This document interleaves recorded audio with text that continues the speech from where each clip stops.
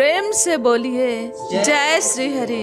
बोलिए सर्वशक्तिमान प्रभु की जय।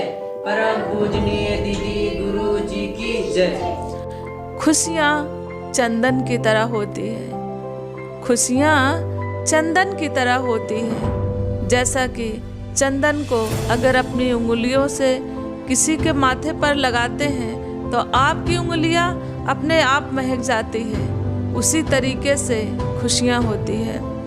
खुशी बांटोगे खुशी मिलेगी, गम बांटोगे गम मिलेगा, दुख दोगे दुख पाओगे। याद रहे, किसी को दुख दे के अपने सुख की अपेक्षा ना करें, और जो दोगे जब उससे बढ़ के मिलेगा तो आप ऐसी चीज़ें दें कि वापस मिले तो आप परेशान ना हो।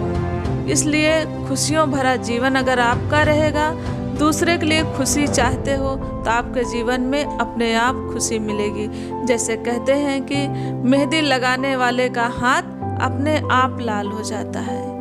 यह वास्तव में सत्य है कि जब मेहंदी लगाता है तो उसका हाथ अपने आप लाल हो जाता है। इसी तरीके से जब परमात्मा का नाम लेते हैं तो आपको इस भव सागर से पार लगा देता है परमात्मा, प्रभु परमात्मा। तो इस तरीके से परमात्मा का नाम भी लेना है, संसार समाज में भले का कार्य करना है, जीवन में सबके खुशी देनी है, प्रेम देना है। और जब आप खुशी प्रेम सारी चीज़ें दोगे तो वही चीज़ आपके पास वापस मिलेगी।